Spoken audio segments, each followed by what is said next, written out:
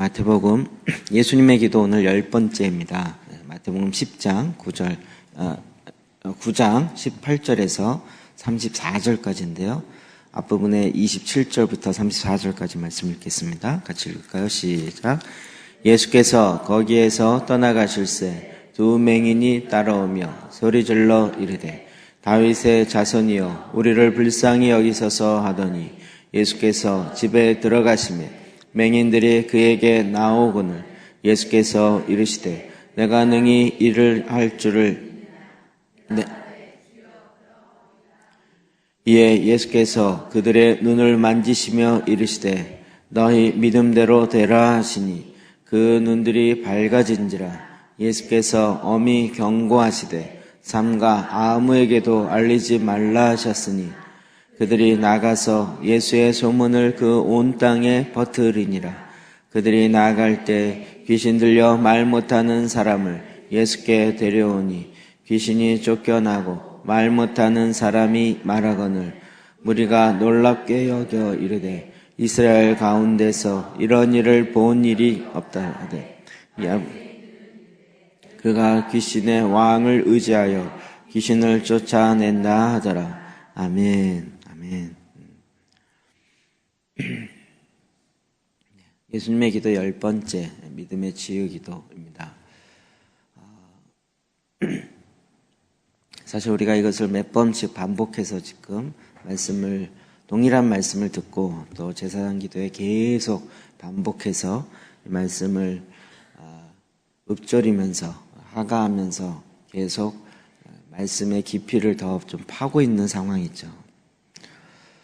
오늘 이 부분에 우리가 이렇게 뚫어내지 못하는 깊이를 뚫어내는 그런 믿음의 역사의 있기를 주의 이름으로 축복합니다. 자, 오늘 마태복음 9장을 보면 계속 이 9장은 치유의 장에 가깝게 계속 사람들을 고치시는 예수님의 모습을 볼 수 있습니다. 마태복음 9장 2절부터 볼까요? 시작.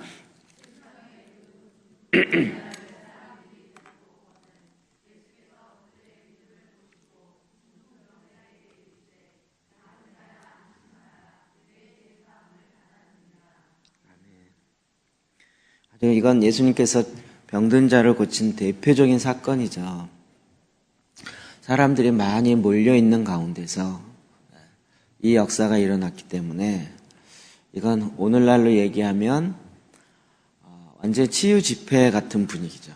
사람들이 완전히 꽉 차서 그 회당에 들어갈 수 없는, 그 당시 회당이 얼마나 컸겠습니까마는 그 안에 사람이 꽉 차서 더 이상 들어갈 수 없는 이런 상태에서 네 친구들이 회당 위로 지붕으로 올라가서 전장을 걷어내고 중풍병자를 내리해서 그 중풍병자의 병을 고친 사건. 모든 사람이 다 집중하고 모든 사람이 다 바라보고 있었던 이런 상태에 예수님께서 중풍병자를 고치죠. 오늘날에도 이 중풍병 고치기가 쉽지가 않죠. 오늘날에도. 주님이 이것을 고치셔요.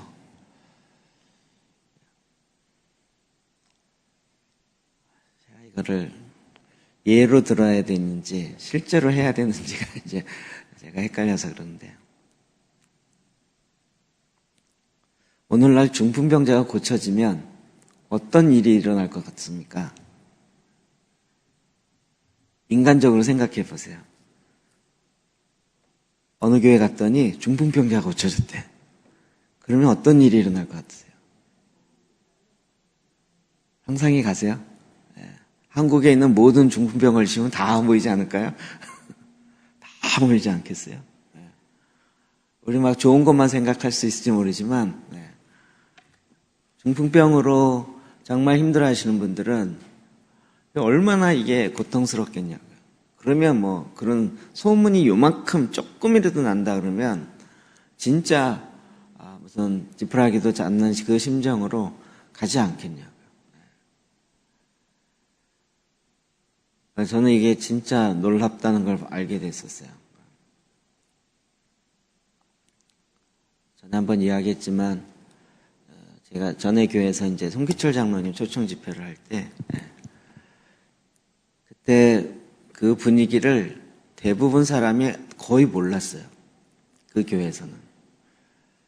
저는 이제 그 집회도 한두 번 가보고 또 그분의 어떤 사역했던 걸 좀 많이 알고 있었던 터라. 근데 하여튼 뭐 의도하지 않게 이만해서 초청을 하게 됐고 또 그분이 오시겠다 그래서 그 하루는 진짜 제가 책 한 권 쓸 만큼의 사건 사고가 있었던 하루입니다. 어쨌든 초청을 했어요. 네, 그 날이 됐어요.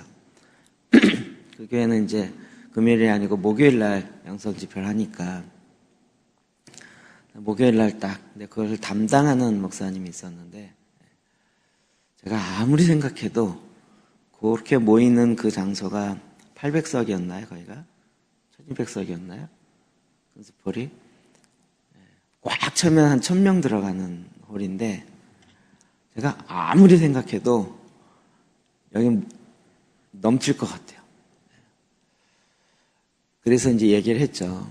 처음부터 절대 광고하지 말자. 찌라시를 만들어서 넣자는 좀 뿌리자는 그거 하지 말자. 그거 안 해도 사람들 너무 많이 올 거니까 하지 말자. 그래갖고 광고 안 하기로 했어요. 주보에만 딱 이렇게 한 줄 광고 딱 나갔어요. 제 생각엔 너무나도 이게 안 될 것 같아요. 그래서 안 되겠다 싶어서 본 예배실로 옮겼죠. 4,500명 들어가는 본 예배당으로 옮겨왔어요. 그리고 이제 목요 집회를 한 거죠. 진짜 밑도 끝도 없었어요. 그러니까 이게 그 일을 진행하고 있는 사람 입장에서는 고민이 뭐였냐면 이게 영성 목요일날 기도하는 모임인데 기도하는 모임에 성도들이 진짜 꽉 차고 많이 오기를 되게 원하는 마음이 있거든요. 여태까지 한 번 그래 본 적이 없었던 거죠. 그래서 그것을 다시 불을 지피고 성도라는 기도하게 해야 된다. 이런 논의와 이런 얘기를 되게 많이 했었거든요. 그 담당자는 한국에 금요철야 좀 소문나 있는 교회는 가서 탐방해보고 이런 일도 되게 많이 있었어요. 근데 이제 딱 집회를 했는데 본당이 4,500석이 거의 꽉 차다시피 완전 차진 않지만 3,000명 이상 꽉 차버렸어요. 저도 놀랬죠. 그래서 성도들이 이렇게 기도하러 안 오는데 설마 이렇게 오겠냐고. 설마 했다가 갑자기 사람들이 몰려오니까요. 감당이 안 되는 거예요. 그날 이제 말씀을 전하고 또 치유사역을 하시고 그리고 이제 그랬었던 경험이 있어요. 중풍병자 한 사람이 고쳐지면 엄청 소문이 나요. 그리고 제가 보기에 거의 쫓아다니는 것 같아요. 그분이 이제 어디 교회에 사역을 나갑니다. 그러면 쫙 몰려오고요. 이런 것은 매 세기마다 있었어요, 사실은. 어떤 치유사역자가 나타나기 시작하면 신유사역자죠. 그러면 이제 병든 사람들이 막 모이기 시작하고 그것과 합세해서 주변에 있는 많은 사람들이 진짜 하나님의 능력이 나타난다 이러면서 모이는 거죠. 예수님께서 이 사건을 통하여서 병든 자를 고치고 이로 인하여서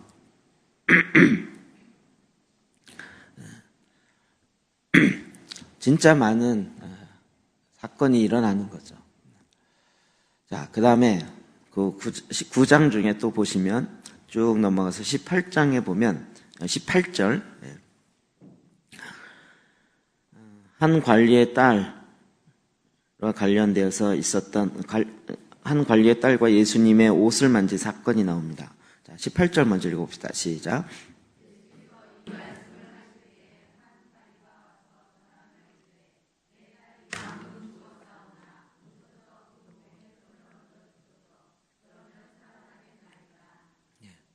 그래서 그 딸을 고치려고 가는 길에 누가 만져요?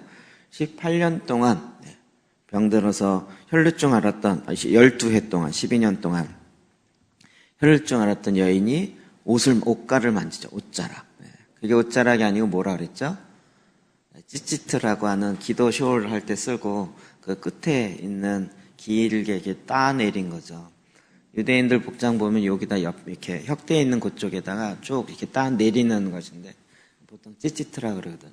그러니까 이제 기도할 때 쓰는 그 숄에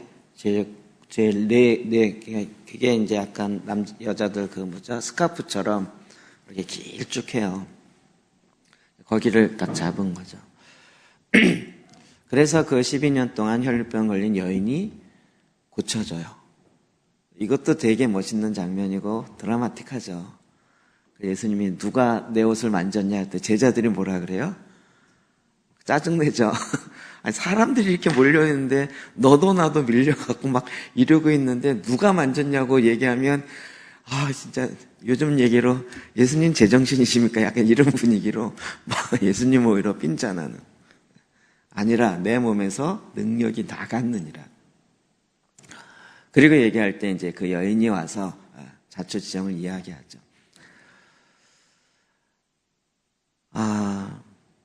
이 9장, 마태복음 9장에 이런 사건들 계속 모아놓고 있어요.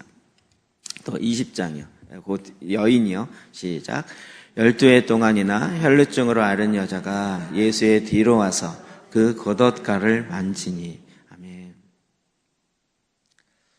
아까 얘기했던 것에 약간 여담이지만 겉옷가를 만지니 이게 이제 이스라엘 문화를 충분히 아는 사람과 그렇지 않은 사람과의 이렇게 느낌의 차이죠.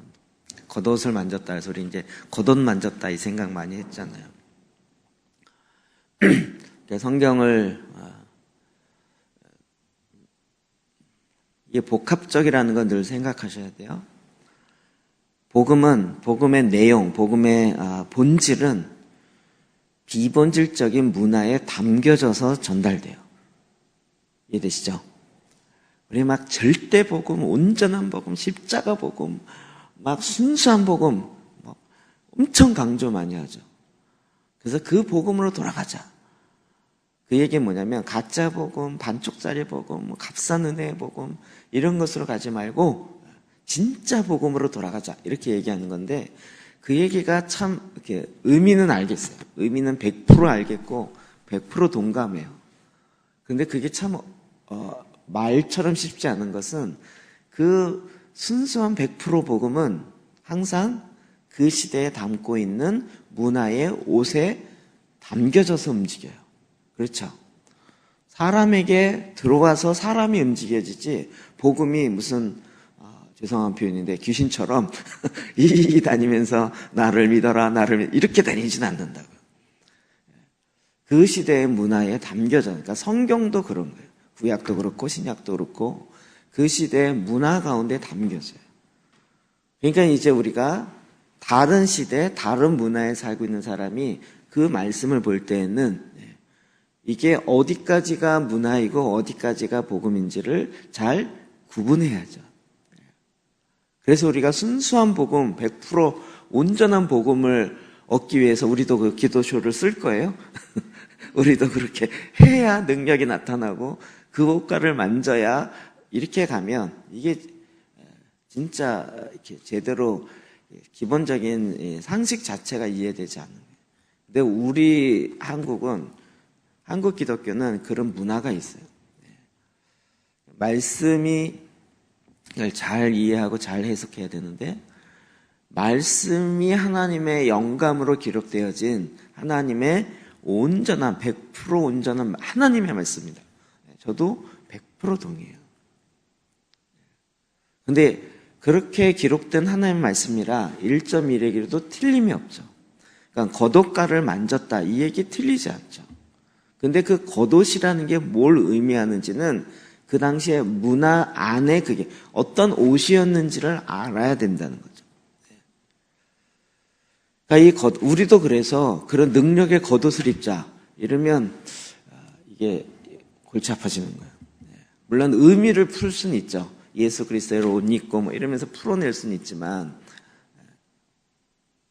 여태까지 과거에 일어났던 신앙의 부흥운동이나 신앙의 모델이 됐던 것을 추구했던 많은 그 다음 세대의 일들이 이게 안 일어나는 이유가 뭐냐면 그와 비슷하기 때문이에요.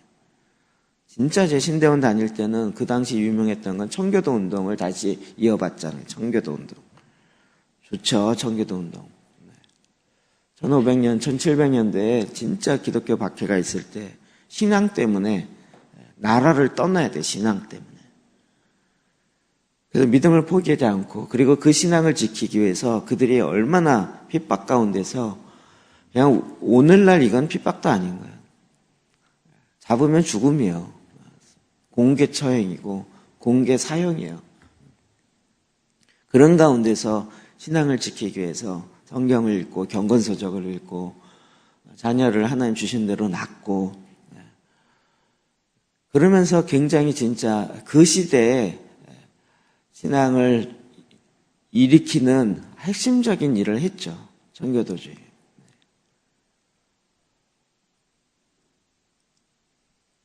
그리고 우리가 잘 아는 것처럼 신앙의 자유를 찾아서 다니다가 나중엔 아메리카로 가서 그곳에서 정착하고 나라를 세우는 것이 미국에 굉장히 중요한 첫 영향을 미치게 되는 결과죠. 그래서 오늘날 청교도 운동을 다시 회복해야 된다. 참 의미는 좋은데 그래서 어떻게 하냐면 19세기에 읽었던 책을 오늘 그대로 갖다가 존 라엘의 죄를 읽고 그 당시의 책 그대로. 그리고 우리도 그렇게 해야 된다. 이렇게 되면 그 당시가 갖고 있는 문화가 있는 거죠. 오늘날 우리가 갖고 있는 문화가 있고. 그래서 이제 많은 해석학자들이 조옹김, 본질은 바뀌어지지 않으면서 옷은 달라졌잖아요. 옷이 달라지지만 본질은 바뀌어지지 않는 이 작업을 할 수밖에 없어요. 어렵지 않으시죠? 어려워하는 분 눈치인데요. 곁길로 많이 갔는데요. 그러니까 오늘날 뭐 해야 됩니다, 뭐 해야 됩니다. 이 얘기의 모든 것은 다 이 시대의 옷으로 다시 옷 입혀서 나와야 이 시대 사람과 커뮤니케이션이 되는 것이고 대화가 되고 그들도 이해가 되는 거예요. 우리가 다음 세대 이야기하면서 왜 다음 세대 아이들의 그 옷이나 이런 것과 비슷하게 입어야 되냐라고 얘기한다면 걔네들은 그것을 보고 옷의 느낌이 나랑 다르면 옛날은 그냥 어른스럽게 입었네 이렇게 얘기했는데 요즘은 그렇게 얘기 안 하더라고요. 우리 딸도 아빠 그거 아니야. 인간 취급을 안 하려고 그래. 어떻게 옷을 그렇게 입어. 얘기했죠. 이 밖에 이것을 혁띠 안으로 넣느냐 밖으로 내놓느냐 이거 가지고 한창 얘기를 했는데 저는 아직도 감을 모르겠어요. 제일 빠른 건 저희 아내한테 물어보는 게 나아요. 이거 내야 돼? 넣어야 돼? 저희 딸은 아빠 그거 아니야. 거의 저는 이게 지금도 그걸 잘 모르겠어요. 뭐 이런 차이라는 거죠. 오늘날 이 병 고치는 것과 관련돼서도 이제는 우리가 정말 하나님께서 말씀하시는 능력의 본질이 무엇이고 그것을 오늘 우리에게 어떤 그릇으로 담아야 되는지를 좀 봐야 되는 거죠.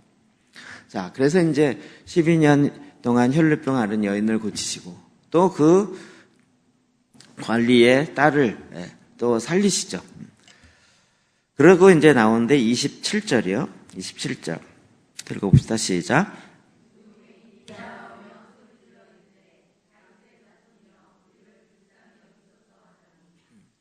이제 또 누가 왔어요? 맹인. 요즘 또 이거 이게 뭐죠? 맹인이라는 단어가 약간 비속어에 해당된다며요.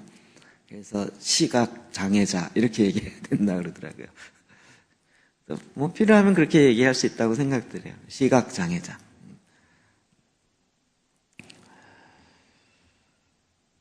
시각 장애자가 앞을 못 보는 사람이 앞을 보게 됐어요. 이게 오늘날 또 일어나면 어떻게 될까요? 시각장애인 다 모이겠죠. 예. 또 그거 구경하려고 또 다 모이고, 진짜, 이게 사건 하나하나가 보통 사건들이 아닌 거예요. 성경은 지금 계속 마태복음 9장 한 장만 하더라도, 물론 그거 사건들만 주로 많이 모아놓은 것이지만, 계속 이 얘기를 하고 계세요. 자, 또 우리 오늘 본문을 삼으려고 했던 32절입니다. 같이 읽어볼까요? 시작.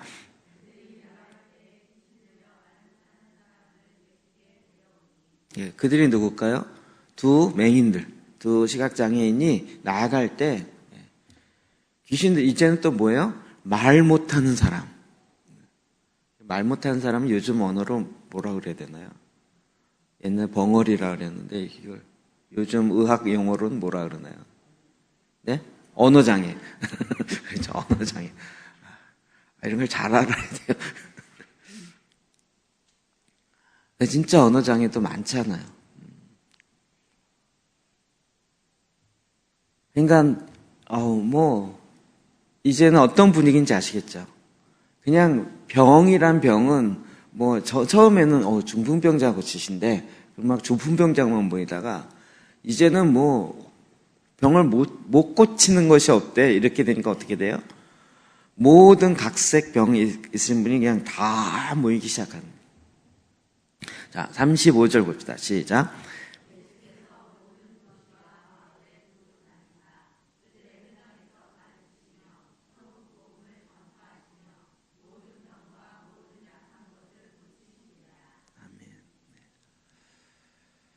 우리가 잘 알고 있는 삼중 사역입니다.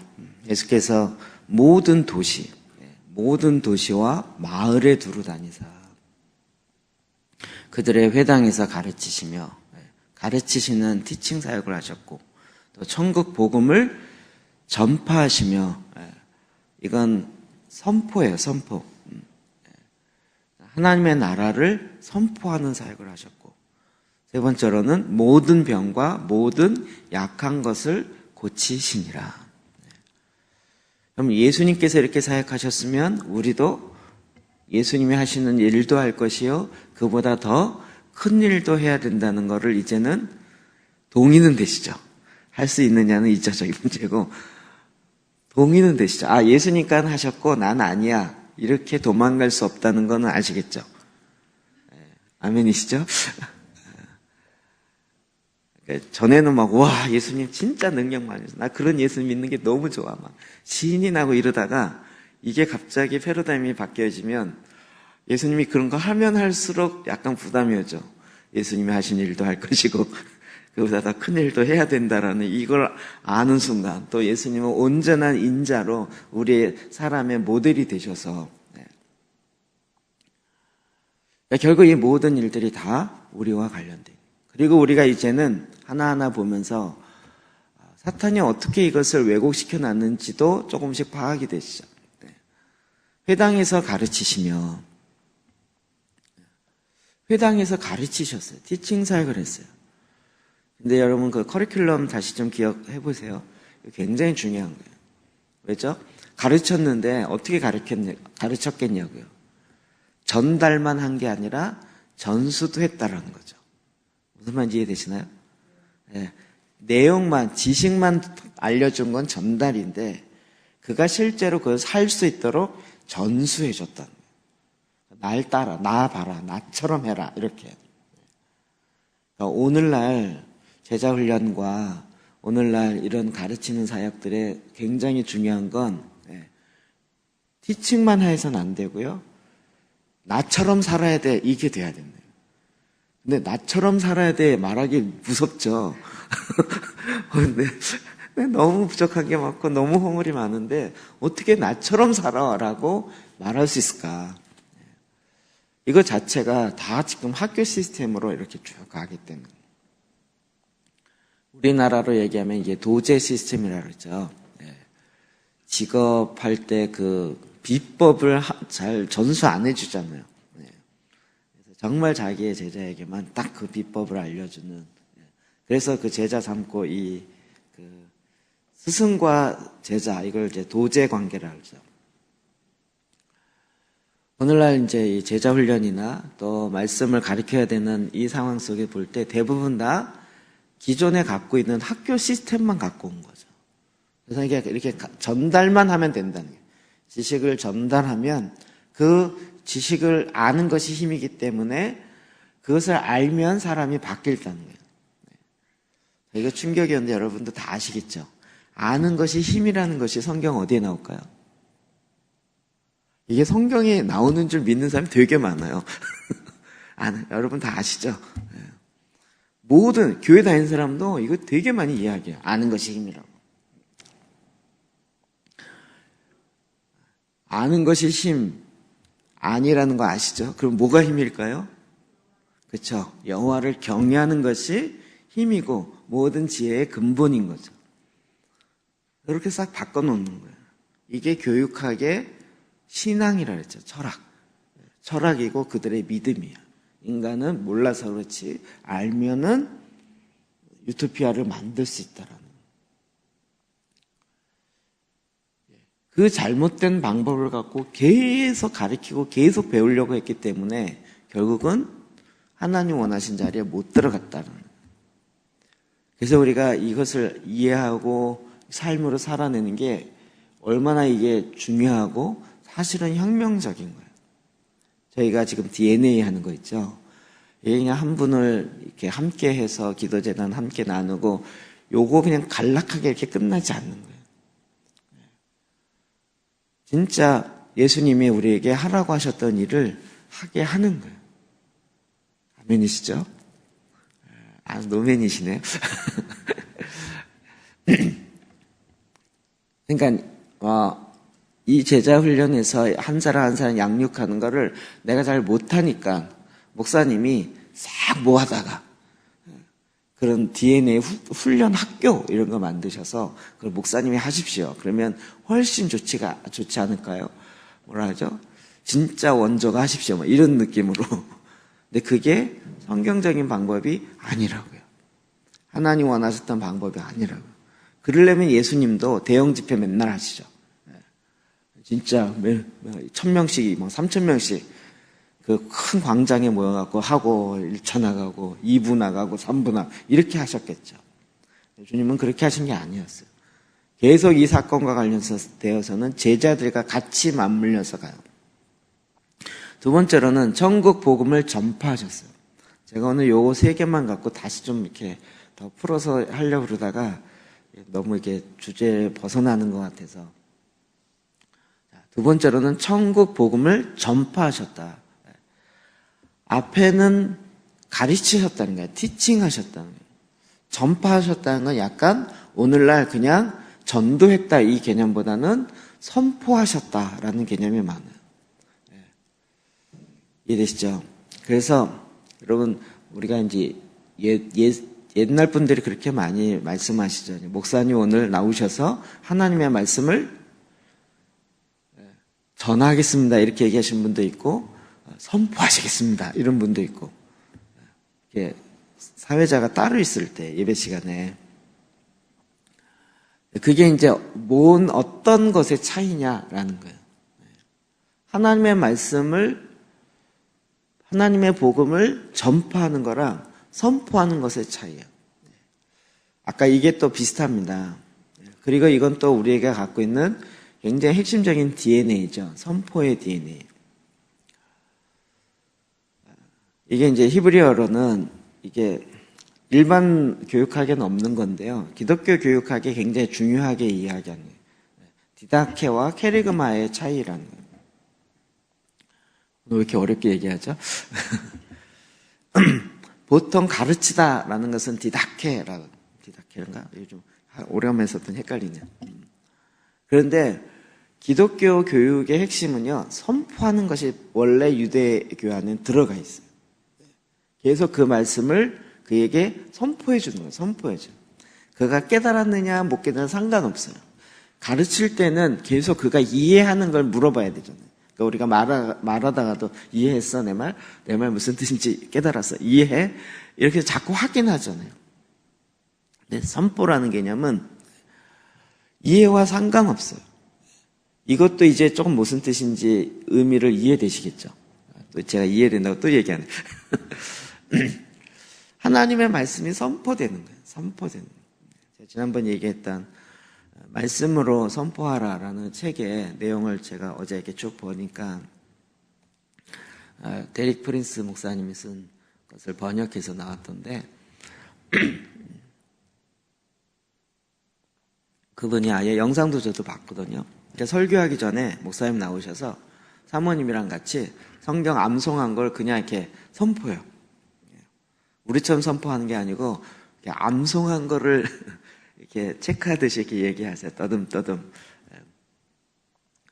근데 그게 보니까 성경을 외웠다라는 걸 얘기하는 게 아니라 말씀 그 자체를 그냥 선포하는 거예요. 그 책에 보니까 왜 그렇게 하는지 이유가 나와 있더라고요. 데릭 프린스 목사님이 쓴 책에. 설교하기 전이나 예배하기 전에 말씀을 선포하면 이 영적 공기가 달라진다. 이 말씀의 선포의 능력이 있어요.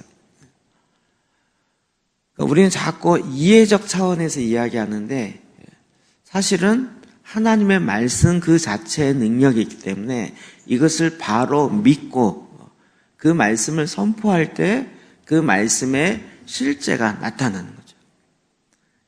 이것도 오늘날 우리가 이제 깨닫기 시작하는 거죠. 제가 이따가 더 얘기하겠지만 그냥 그래서 형식만 선포한다고 되는 게 아니라 거기에는 그 선포하는 자의 마음이 어떠하느냐 이게 100% 중요한 거죠. 그냥 선포하는 방법만 갖고 와서 하나님 이거 선포합니다. 이렇게 돼서 아니라 내 마음에 믿는 믿음이 뭐냐는 거예요. 그건 좀 이따 이야기하고요. 그리고 이제 세 번째로 모든 병과 모든 약한 것을 고치시니라. 결국 예수님이 이 땅에 오셔서 이 세 가지를 삼중사역을 하셨고 오늘 저와 여러분에게도 이 세 가지를 하라고 말씀하시는 거죠. 믿으시나요? 네. 여러분 이 세 가지 사역 중에서 주로 여러분 했던 게 어떤 건가요? 아무것도 안 하셨어요? 이건 목사님만 하시고 이렇게 하는 사람 나는 쫓아갈 거예요. 그거 아니라는 거 아시겠죠? 네. 여기서도 큰 차이가 있는 거죠. 네. 이게 서로 막 이게 줄다리기가 이런 거죠. 네. 저는 이제 우리 성도들이 해야 된다는 거예요. 제가 하는 거는 1차적으로 해야 되지만 궁극적으로 그 열매는 우리 성도들이 할 때의 열매가 나타나는 거지. 하나님 원하셨던 건 궁극적으로 그건 거죠. 이제 이 말에 대해서 동의는 되시죠? 네, 아멘. 네.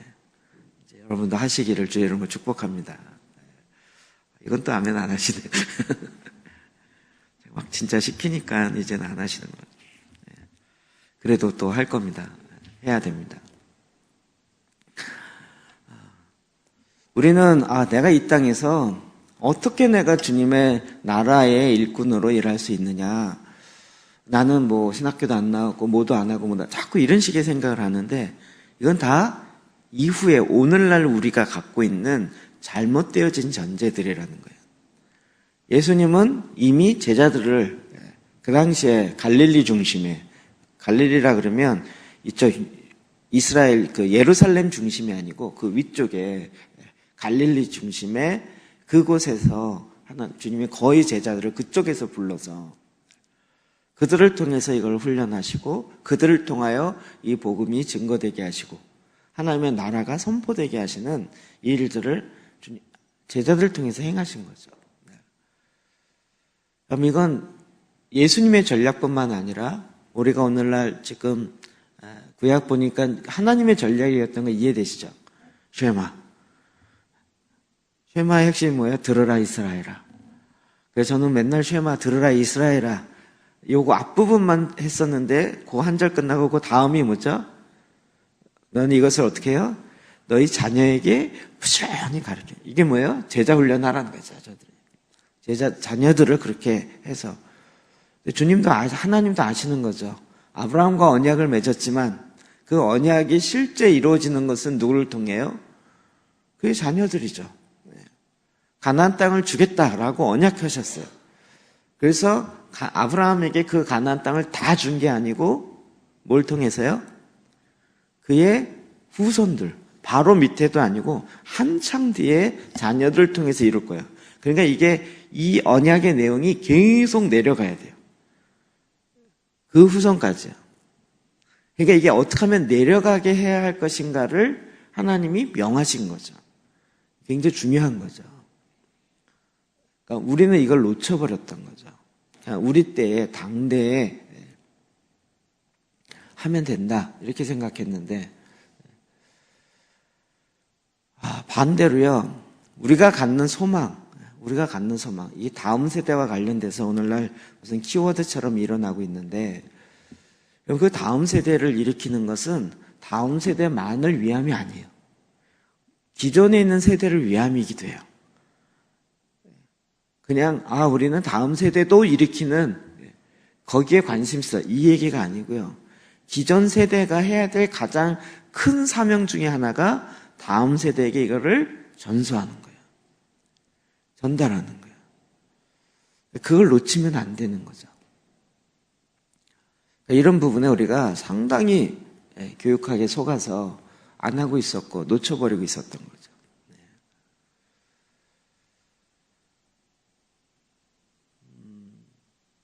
제가 그 말씀 들을 때 진짜 도전이 됐어요. 제가 워낙 저는 20년 이상 젊은이 사역을 했었기 때문에 자신 있다 생각했었죠. 어느 목사님이 딱 그 얘기를 하는 거예요. 오늘날 젊은이들에게 교회 짓겠다고 집문서 내놓고 그거 은행에 대출 담보로 집문서를 맡기고 교회를 지읍시다 이러면 요즘 젊은이 가운데 맡길 사람이 있겠냐고요. 있을까요? 교회 떠나죠. 이런 교회 떠나죠. 근데 우리의 선조들, 우리의 어머님, 부모님들은 거의 그렇게 하셨잖아요. 교회 지을 때 거의 다 집문서 맡겨가면서 교회 졌잖아요. 우리는 맨날 교회만 짓는다고 저도 막 이렇게 잘하면서는 맨날 내용은 없는데 교회 껍데기만 이렇게 짓는다고 막 비판하고 했지만 오늘날 이 시대에 그거라도 하겠냐고요. 쉽지 않은 얘기죠. 물론 시대적마다 하나님 주시는 사명이 다르기 때문에 그런 것도 있지만 그러니까 그거 다 무시하고 그 위에 새로운 걸 세우는 게 아니고 그거 기초 위에 세웠어야 되는 거죠. 근데 지금은 그게 내려가지 않았던 거예요. 우리가 이걸 다시 회복해야 되는 내용입니다. 자, 주님께서 이제 병든 자를 고치시는데 우리는 이것을 또 너무 이렇게 은사적으로만 접근했던 거죠. 근데 성경을 계속 보면 이게 은사로만 이루어진 것이 아니라는 걸 알 수 있어요. 마태복음 9장 2절이요. 시작. 침상에 누운 중풍병자를 사람들이 데리고 오거늘. 병든 자가 중풍병자가 고쳐졌어요. 그 이유 중에 하나가 뭐죠? 그들의 믿음이요. 누굴까요? 중풍병자가 아니고 그 내 친구들의 믿음을 통해서 이 병을 고쳐요. 친구들, 그 주변에 있는 사람의 믿음이 동일하게 같이 작동한다는 거 이해되시죠? 이게 이제 동일시 개념도 들어가고 또 중보의 개념도 들어가고 다 들어가는 거죠. 결국 핵심은 뭐냐면 중풍병자를 고칠 때 믿음을 통해서 일하셨다. 예수님이 갖고 있는 신적 능력으로 하신 것이 아니고 그들의 믿음을 통하여 일하셨다는 거예요. 자, 그 다음에 그 12년 동안 혈병 걸린 여인 또 봅시다. 22절 시작. 예수께서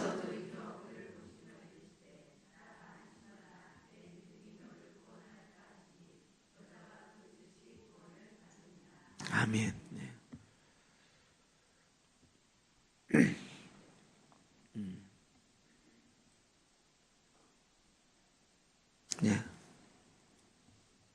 혈류병이 무슨 병인지는 아시죠? 오늘날로. 저도 이거 몰랐었어요. 혈류병이 이제 주로 이제 하혈하는 병이더라고요. 하혈하는 병인데, 저는 이거 몰랐기 때문에, 전에 한번 어느 집사님 와서 자기가 정말 건 20년 동안 질병이 있는데, 믿음으로 한번 고쳐보겠다고, 기도하면서 해보겠다고. 그때 이제 저한테 얘기를 안 하더라고요. 그래서 목사님 기도해달라 해서 기도를 해드렸는데, 무슨 병인지 얘기를 안 하더라고요. 나중에 보니까 이제 하혈인데, 그냥 안 멈추는 거죠. 그러니까 제가 그거에 감각이 없었어요. 근데 나중에 믿음으로 고쳤어요. 진짜 믿음으로 고쳐졌어요.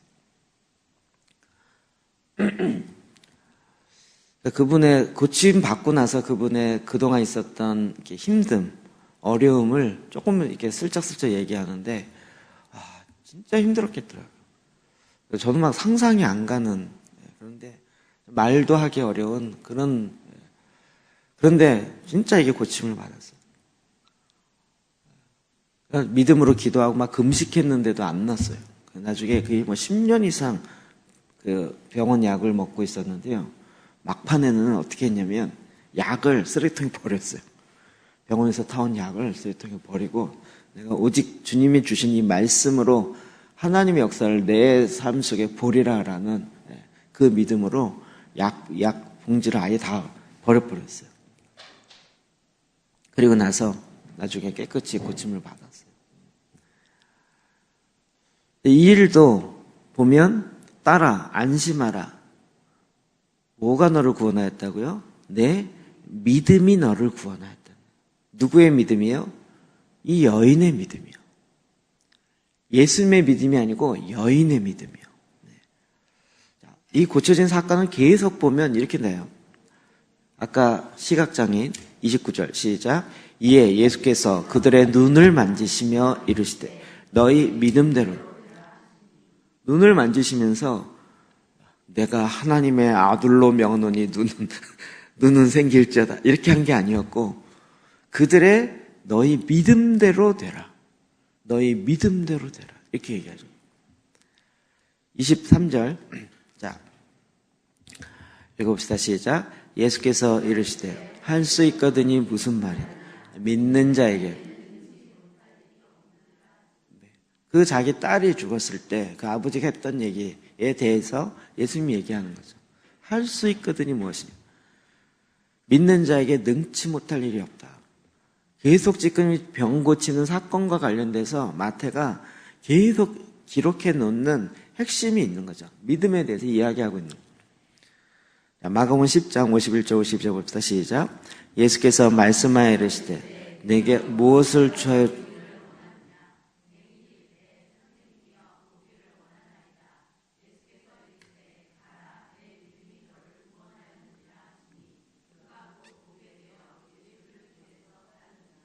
아멘. 아마 제가 기억하기는 이 말씀을 그때 그 목요 영성 집회 때 전한 것이 아니었나 제 마음은 그렇게 생각이 드는데 그때였는지 그 전이었는지 제가 약간 헷갈리긴 하는데요. 이 본문을 그 메시지를 딱 들을 때 깜짝 놀랐어요. 주님이 우리에게 이렇게 말씀하신다는 거예요. 내게 무엇을 하여 주기를 원하느냐. 주님이 말씀하시되 너에게 무엇을 해주기를 원하느냐.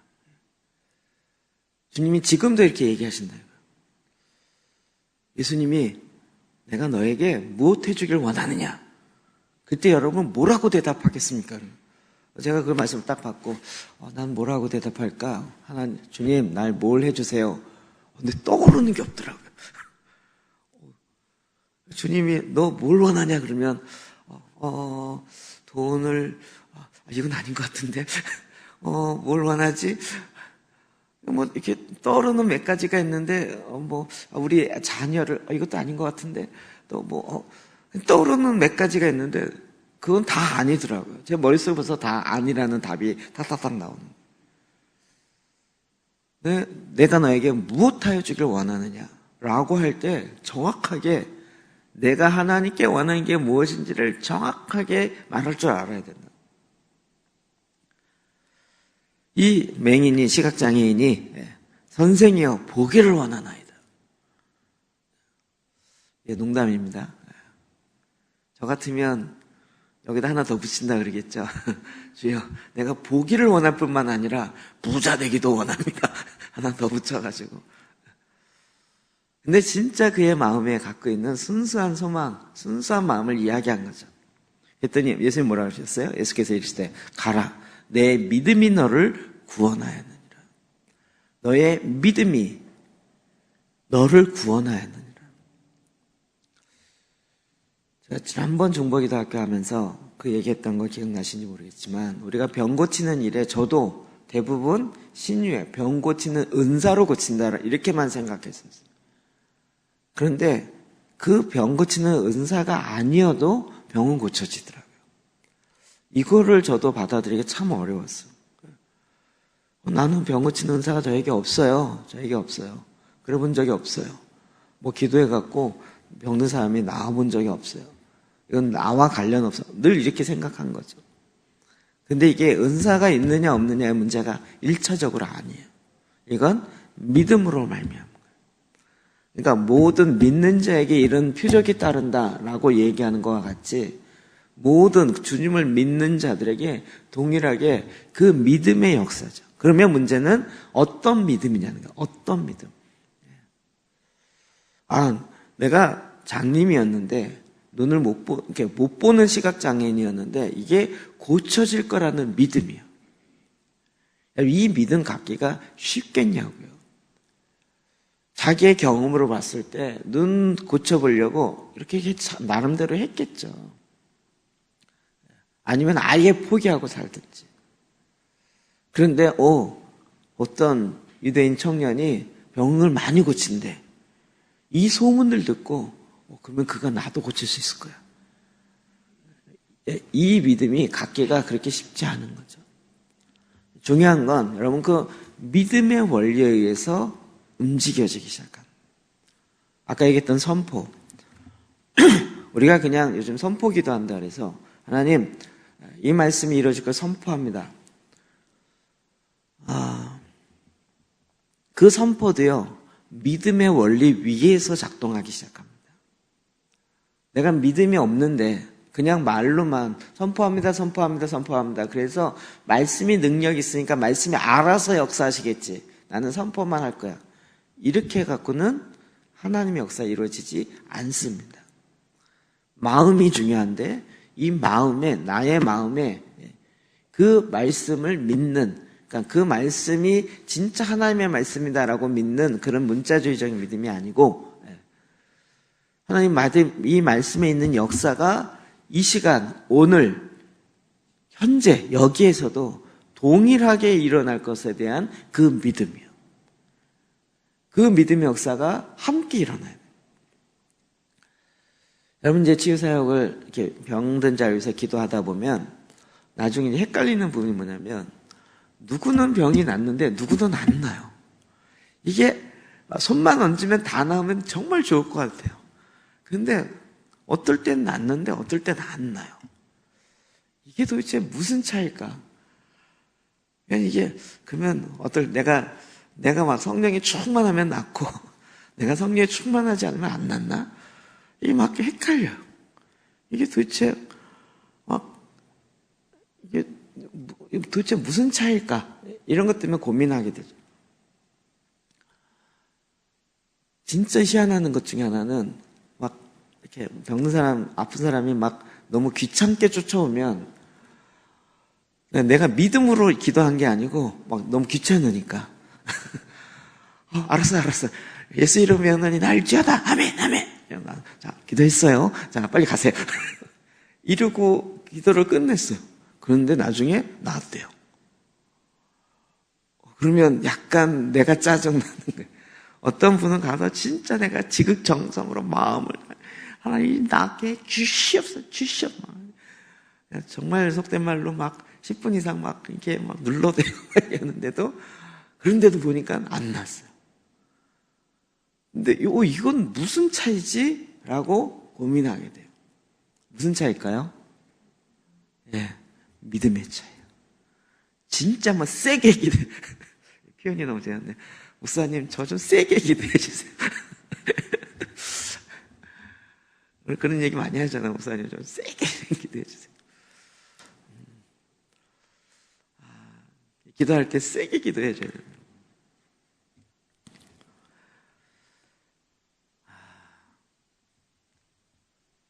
참 이런 것과 관련된 에피소드가 되게 많아. 세게 기도한다 그래가지고 막 세게 눌러가지고 일어나는 별의별 에피소드가 다 생각나는데 별로 덕이 안 되는 것 같아서. 그럼 그게 세게 기도했느냐 약하게 기도했느냐 이 차이가 아니라는 거예요. 자, 이게 세게 기도하고 약하게 기도하는 내가 보는 사람의 관점의 차이지, 이게 뭐 세게 기도해서 낫고 약하게 기도해서 안 낫고 이런 개념이겠냐고요. 아니라는 거 아시죠? 진짜 치유사역 하시는 분들 보면 어떤 분은 너무 나이스하게 해요. 우리나라처럼 막 난리를 치고 이렇게 안 하고 그냥 가서 톡 이렇게 해요. 진짜 손가락 하나, 손가락 다도 아니고 손가락 하나만 이렇게 살짝 댔는데도 그냥 하나님의 역사가 일어나는 걸 봐요. 그러니까 이게 어떤 모양이느냐의 차이가 아니에요. 이해되시죠? 우리가 굳이 이상하게 막 퍼포먼스 할 필요 없잖아요. 내가 막 세게 기도해갖고 병이 낫다라는 그 분위기를 만들 필요가 없잖아요. 모든 것이 다 뭘로 말미암은 것이에요? 믿음으로 말미암은. 신유의 은사로 말미암은 것이 아니고 믿음으로 말미암은 거예요. 하나님께서 물론 은사적으로 성령의 나타난 삶을 통해 이걸 이렇게 풀어놓기도 하세요. 그래서 믿음, 모든 성도들이 다 할 수 있는 믿음으로 말미암아 병든 자가 고쳐지는 일도 하지만 특별히 하나님이 그에게 그와 같은 신유의 은사를 부으셔서 은사를 가지고 일하게 하는 사역하는 이런 경우도 분명히 있어요. 그러나 이것이 주가 아니고요. 가장 성경에 핵심적으로 많이 나오는 가장 큰 거는 믿음으로 말미암아 병이 고쳐지는. 그 믿음 뭘까요? 마음으로 믿어. 마음으로 믿어. 그러니까 우리의 마음이 너무 중요한 거예요. 우리의 마음이 정말 주님이 일하시는 것에 대한 신실한 그 믿음이 없으면 우리가 아무리 세게 뭘 한다 그래도 주님은 우리 마음에서부터 일어나는 믿음을 통하여 일하시기 때문에요. 그러니까 믿음에는 역사가 있어야 되는 거예요. 그냥 지적 동의 차원에서, 지적 동의는 역사가 안 일어나도 돼요. 그냥 그 팩트에 대해서, 사실에 대해서 나는 알고 있고 이해하고 나 그거 믿습니다. 이렇게 되는 거예요. 그러나 그걸 믿는다면 그 믿음의 역사가 동일하게 내 안에도 믿음의 역사로 일어나야 되는 거예요. 그래야 살아있는 믿음이 되는 거죠. 산 믿음이 되려면 우리가 어떻게 되죠? 행하는 믿음이 돼야 되는 거예요. 행동하는 믿음이요. 그러니까 이 두 가지는 항상 같이 있게 되는 거죠. 자, 그래서 치유의 역사가 일어납니다. 병이 고쳐지면 우리는 생각하기를 와, 이거 진짜 대단하다. 그래서 모든 사람으로부터 다 인정받고 칭찬받으면 이룰 것 같죠. 그런데 성경을 보더라도 그렇지 않다는 걸 금방 알 수 있어요. 야, 죽은 소년이 일어났어요. 그랬더니 사람들이 뭐라 그래? 24절 봅시다. 시작. 가라사대 물러가라. 이 소녀가 죽은 것이 아니라 잔다 하시니 저들이 비웃더라. 예수님께서 딱 진단을 하시면서 이건 자는 거다.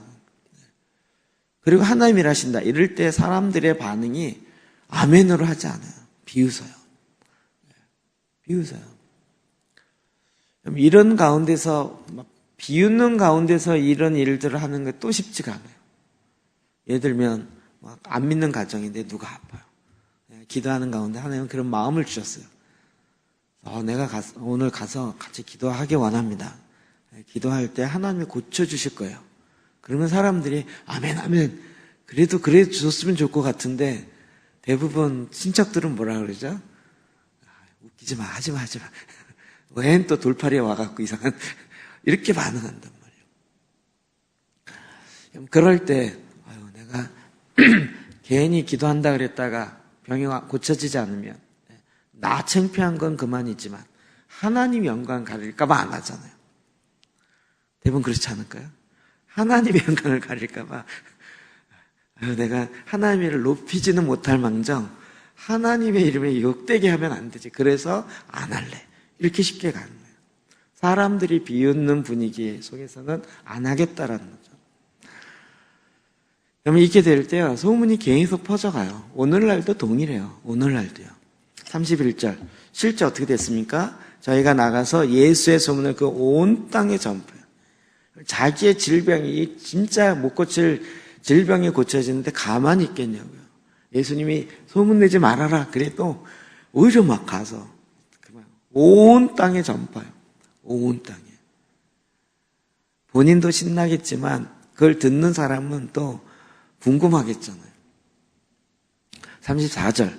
이제 급기야는 어떤 일이 일어나요? 34절 시작. 바리새인들이 가로되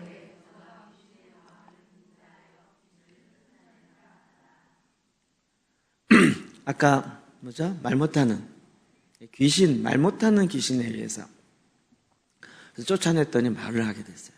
이 사건을 보고 사람들이 놀랬지만 또 한편에서 뭐라 그랬어요? 저가 귀신의 왕을 빙자하여 귀신을 내쫓아요. 예수님이 이런 일을 당해요. 그러면 우리는 어떨까요? 우리는 진짜 대단하죠. 가만히 있겠냐고요. 제가 지난번도 얘기했지만 그래서 목요일날 저녁에 집회를 했어요. 병든 자가 고쳐지고 많은 분들이 그때 성령을 경험했어요. 우선 그렇게 생각하는 건 처음 봤어요. 그래서 성령으로 말미암아 이게 됩니다. 성령밖에 원하면 일어나십시오. 그래서 사람들이 막 다 일어나죠. 그래서 그냥 말씀 있는 대로 성령을 받으라. 성령을 받으라. 이렇게 그냥 말로 선포했어요. 근데 제가 이제 앞쪽에서 이렇게 있는데 약간 걱정된 건 1층은 괜찮아요. 근데 저 위층에는 이게 경사가 이렇게 있잖아요. 성령을 받으라는데 넘어지는데 이게 잘못 넘어져서 앞으로 이렇게 굴르면 어떻게 되나 이게 막 이렇게 걱정이 돼갖고 전 계속 위를 봐서 저거 곤란한데 그냥 다들 뭐 손을 이렇게 피십시오. 성령을 받으라. 진짜 무슨 바람 불듯이 하면 우두두두두 하면서 막 의자에 퍽퍽 하는. 근데 거기가 의자가 극장식 의자죠. 일어나면 앉은 데가 확 이렇게 접혀지는, 자동으로 이렇게 접혀지는. 이게 뒤로 넘어서 앉는데 이게 의자가 접혀지니 안 쪄지냐고요. 그래갖고 뭐 난리가 났죠. 넘어지고 막. 그런데도 뭐 다치는 사람은 없었어요. 아까 제가 얘기 들어보니까 그때 이제 제가 맡았던 교구의 얘기 들어보니까 진짜 많은 분들이 성령의 그런 경험하셨더라고요. 너무 좋아했어요. 문제는 그 다음이었죠. 그게 장로님들이 난리가 났어요. 자기가 보기에도 이거 거짓이 아니고 진짜라는 거예요. 그리고 하나님의 역사가 진짜고. 그러면 할렐루야 그러면 얼마나 좋겠냐고요. 이거 진짜인데 왜 우리 교회 부목사님들이 이걸 못하냐는 거예요. 화살이 일로 와. 그러면 왜 그런 말씀을 못 전하고 왜 그런 역사를 못 일으키냐는 거예요. 그럼 여태까지 했던 설교 하시는 분들은 주로 가짜 설교를 한 거냐고 이러면서 비난을 이쪽으로 왔어요. 그랬더니 어떻게 됐어요? 교육자 회에 이렇게 되면서 그때 이제 행정목사가 이 얘기를 듣고 와갖고요. 뚜껑이 열려가지고 누가 초청했어? 이렇게 되죠. 이 문제 있고 이 문제 있는 사람을 누가 데리고 왔냐 이렇게 된 거죠. 또 이제 옹팡 뒤집어 쓰는 역사. 그러면 이런 일이 일어나면 우리가 너무 순진하게 생각하면요, 와, 하나님이 일하셨어요, 너무 할렐루야 이럴 것 같지만요, 반드시 그 이상의 후폭풍이 있어요. 왜 그럴까요? 이젠 계산이 되시죠. 계산이 돼야 됩니다. 이런 역사가 일어나면 왜 바리새인들이 그러겠어요? 종교 지도자잖아요. 아니, 예수님은 병든 자를 고치고 이렇게 말씀이 역사가 일어났는데, 그러면 이런 성경을 가리키는 당신은 이 얘기가 곧바로 가는 거죠. 그러면 이 사람들은 어떻게 해야 돼요? 병을 고치든지 아니면 이게 틀렸다라고 얘기해야 내가 안전한 거잖아요. 금방 이 계산이 되죠. 그러면 정말 온전하 같으면 나도 하나님이 정말 말씀이 그래? 그럼 나도 한번 믿어보고 나도 해봐야겠다. 나도 그런 하나님의 역사가 일어나도록 기도하며 해야겠다. 이렇게 가면 얼마나 좋겠냐고요. 근데 그렇게 갈 가능성 거의 빵이에요. 거의 빵. 100%는 다 이렇게 하는 게 틀렸어. 이렇게 나오는 거예요. 그러면 결국은 이게 잘못됐다라는 걸 증명해야 되는 거예요. 그러면 말도 안 되는 얘기를 갖고 증명하는 거죠. 짜고 한다느니. 그리고 이게 다 그때뿐이라느니. 이런 식의 막 얘기가 나오면서 결국 그게 틀렸다라는 것을 증명해내야 되는 거예요. 오늘날도요, 이게 동일합니다. 동일해요. 자, 그래서 예수님의 일을 봅시다. 마태복음 9장 36절에서 38절이요. 시작. 무리를 보시고 민망히 여기시니 이는 저희가 목자 없는 양과 같이 고생하며 유리함이라. 이에 제자들에게 이르시되 추수할 것은 많되 일꾼은 적으니 그러므로 추수하는 주인에게 청하여 추수할 일꾼들을 보내어 주소서 하라 하시니. 아멘. 제가 이 전도 관련될 때 이 얘기 계속 나오잖아요. 추수할 일꾼. 추수할 일꾼이 누굴까요? 이렇게 물어보는 거예요.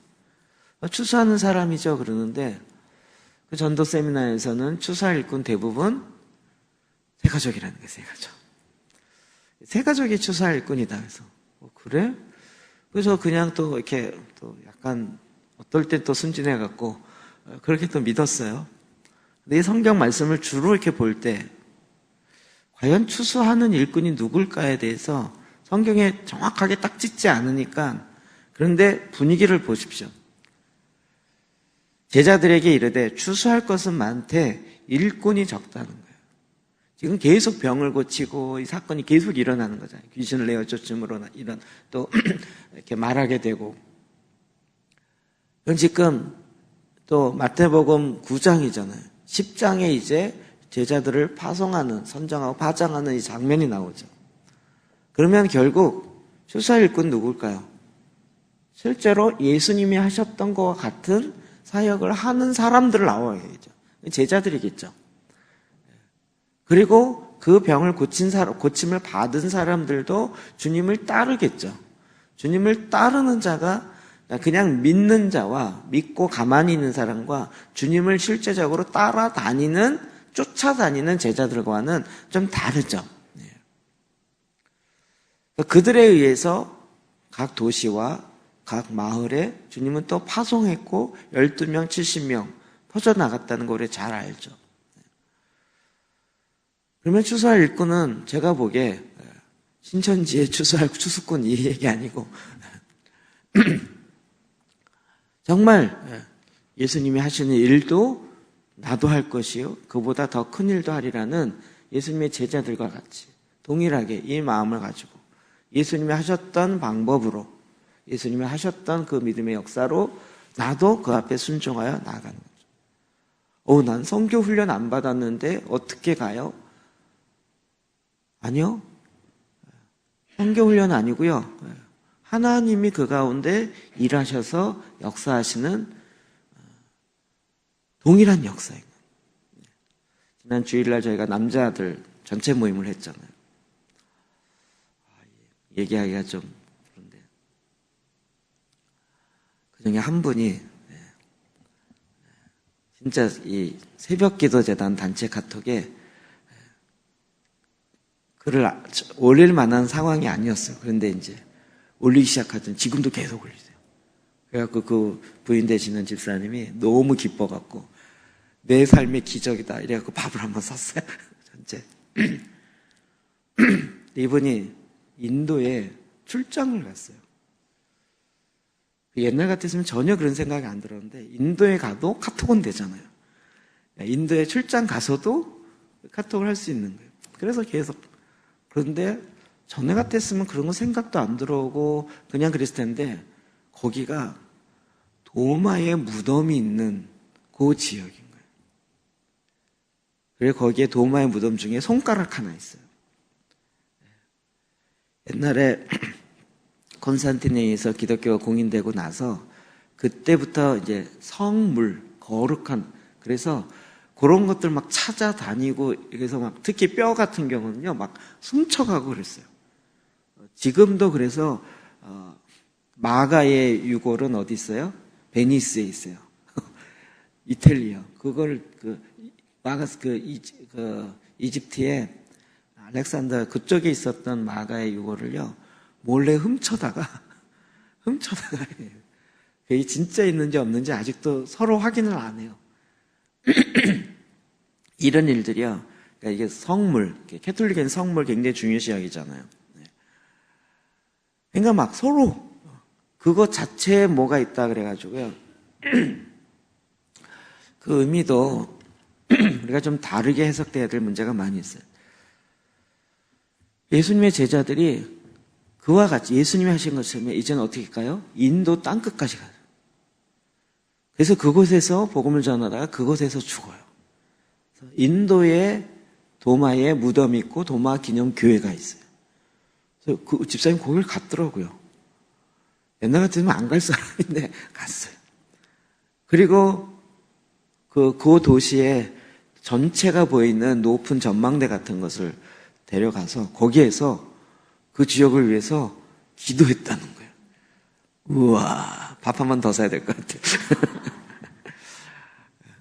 그런 거에 대해서 전혀 몰랐던 분인데 말씀이 들어오고 그러니까요. 진짜 자기가 그런 데 가서도 막 인도를 축복하고 여기까지 와서 복음을 전했던 도마의 이런 믿음의 역사. 그래서 그 지역은 굉장히 성지처럼, 기독교 성지처럼 되어 있거든요. 하나님의 일꾼들이 퍼져갔다고요. 제자들에 의해서. 주님을 따르는 자들이에요. 우리는 또 예수님 제자 그러면 또 막 대단하게 생각하려고 나랑은 뭔가 좀 달라 이렇게 자꾸 생각하려는 경향들이 있는데 그렇지 않다는 거 우리 충분히 이해하시죠. 그런데 도마가 인도 가서 도대체 뭘 갖고 복음을 전하고 뭘 가지고 사역을 했겠냐고요. 예수님이 하셨던 것처럼 하지 않았을까요? 말이 안 통해요. 말이 안 통해도 거기 가서 병든 자를 고쳐요. 이건 뭐 말이 필요합니까? 하나님의 믿음으로 하나님을 믿는 이 믿음의 역사 병든 자가 고쳐져요. 사람들이 놀라죠. 그 뭐 힌두교 아무리 뭐 신이 뭐 1억 넘는 신이 했어도 병든 자가 고쳐지지가 않는, 더 심해지잖아요. 그곳에 하나님의 나라가 선포되어지고. 그러니까 그게 지금까지 2000년이 지나는 지금까지도 내려오는 거예요. 그 지역이. 도마가 특별한 은사가 있고 특별한 뭐가 있어서가 아니라 그 의심 많았던 도마가 정말 예수님의 부활을 다른 동료들의 말을 통해서는 도저히 못 믿고 내 손가락으로 넣어봐야 믿겠다라고 했던 그가 정말 주님의 부활하심과 그 이후에 일어나는 것들을 보면서 온전히 믿고 주님이 명령하는 대로 땅끝까지 가서 내가 전하리라. 그래서 그는 이쪽으로 간 거죠. 인도 쪽으로, 동쪽으로 가기 시작. 지금 우리가 알잖아요. 이스라엘에서 그 인도까지가 거리가 짧은 거리가 아니죠. 옆 동네가 아니잖아요. 나라도 한창 지나야 올 수 있는지.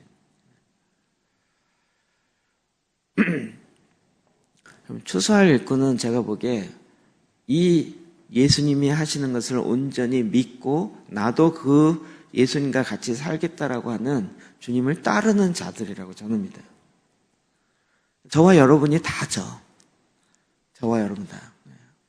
그러니까 복음을 전하는 복음 전도자만 이런 것이 아니라 우리 모두가 다 바로 이와 같은 일을 하라고 이미 지금도 하셨고, 또 거기에 하나님께서는 또 은사도 부으시고, 그리고 이제는 그것이 우리 안에 당연히 하나님의 일하심이다라고 믿고 따르는 그런 교단도 생기게 하시고, 또 그것을 받아들일 수 있는 마음도 갖게 하시고.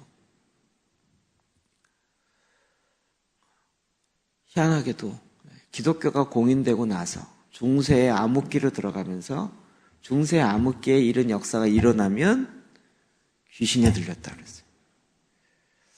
병든 자가 기도해서 고쳐졌으면 귀신 들렸다. 그래서 마녀 사냥이라는 얘기가 나온 거예요. 여러분, 우리가 진짜 그 시대에 태어나지 않는 것이 얼마나 감사한지. 그 시대에 태어났으면 여러분 방언하거나 귀신 쫓거나 병든 자 고친다. 이건 마녀예요. 마녀의 후예로 오해받을 가능성이 너무 많은 거예요. 이 시대에 태어난 게 감사한 거죠. 그러면서 하나님의 나라가 가까웠다라고 선포하게 되는 거죠. 이게 이제 믿어지시나요? 아는 것에 멈춰지는 것이 아니라 마음으로 믿어지시나요? 그리고 이것을 아까 선포 얘기도 조금 덜 했는데요. 계속 어떻게 해요? 입으로 선포해요.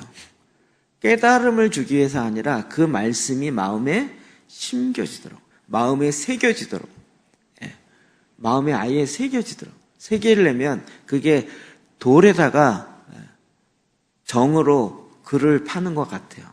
그럴 때 계속 짜야 되잖아요. 뭐 붓글씨 쓰듯이 이렇게 해서 되는 게 아니라 하나씩 하나씩 그걸 다 한꺼번에 또 많이 쪼면 확 파지면 글씨가 엉뚱하게 되잖아요. 조금씩 해서 계속 파야 그 글씨가 돌에 새겨지는 것처럼 그렇게 마음에 새기고, 그게 바로 그거예요. 우리의 마음에 계속 선포하는, 계속 선포하는. 이게 하나님의 방법이었고, 또 지금도 우리에게 다시 회복하게 하는 하나님의 역사인 거죠. 그래서 우리가 우리의 자녀들이 안다고 멈추는 거 아니에요. 계속 새겨야 돼요. 알면 살아야 되는데 안 살잖아요. 계속 얘기해요. 막 귀에 뭐라 하죠? 귀에 무슨 못이 박히도록, 무슨 딱정이가 않도록 귀에 못이 박히도록. 엄마는 그 얘기밖에 안 해. 그래, 난 그 얘기밖에 안 한다. 또 얘기하면 또 얘기하고. 그래서 아예 마음에 새겨. 하나님의 말씀이 그의 마음에 새겨지도록, 못이 박히도록요. 그래서 이 말씀의 선포의 능력이 그의 삶 가운데. 여러분, 엄마의 권위가 어디서 나와요? 영적 권위를 잡으면요, 자녀들이 딱 순종합니다. 엄마의 권위가 목소리 크고 협박해서 나오는 게 아니고요. 영적 권위를 딱 잡게 되면요, 자녀들이 딱, 우리 엄마 다른데? 이렇게 되는 거예요. 텀이라고 세계적인 중보자가 와서 자기 얘기를 하는데 남편이 안 믿은 거예요. 한번 기도하는데 그때 사건이 있었어요. 이게 차 타고 안 갔으면 좋겠다. 그런데 남편이 무시하고 갔어요. 근데 정말 아내 말처럼 사고가 난 거예요. 그 다음부터는 무슨 일만 있으면 아이들이 아빠 이거 어떡할까 그러면 엄마한테 물어봐. 엄마 이렇게 엄마가 기도하고 답을 줘요. 그러면 거의 순종이에요. 엄마 말대로 안 했다가는 뭔 일이 일어나는 것 같아요. 그렇다고 내 마음대로 하는 게 아니고요. 정말 기도. 그분은 이제 거의 지금은 세계적인 중보자죠. 영적 권위가 딱 잡게 되면요, 그 권위 앞에 순종하는 역사가 일어나요. 이 가정재단 안에서 이게 이루어질 수 있겠죠. 하나님이 이 방법을 다 알려주셨어요. 우리가 엄한 방법을 갖고 세상의 교육학 갖고 오고 세상의 방법으로 신앙교육학 이렇게 아니고요. 하나님이 이미 넉넉하게 하나님이 문서운동 하신다니까요. 성경이요. 우리가 이걸 대대로 알려줘야 하기 때문에 하나님이 성경을 이걸 쓰라고 하신 거예요. 모세에게 쓰라고 이야기했고, 그래서 이 책을 그 자녀에게 계속 일으켜주라고 하나님이 아예 그 방법을 지시해 주는 거예요. 우리는 그걸 하나님의 방법을 놓고 이 세상의 교육학의 방법이 더 좋을 거라고 자꾸 생각하는데 그렇지 않아요. 이제는 정말 하나님은 하나님의 방법으로 하나님의 일을 하기 원하시지, 이 세상에 좋아 보이는 방법이 하나님의 미련한 것보다 훨씬 못하다고요. 우리가 그 하나님의 일하심을 마음에 믿고 순종하여 하나님의 방법대로 가기 시작할 때 하나님의 역사가 일어나는 거죠. 하나님이 내 안에서 예수 그리스도께서 행하셨던 것처럼 내 안에 동일하게 역사가 일어나면 나는 어떻게 될까요? 우리도 추수꾼이 되지 않을까요? 우리 좀 반대를 해보면 어떨까요? 신천지에 들어가서 신천지를 다 막가다.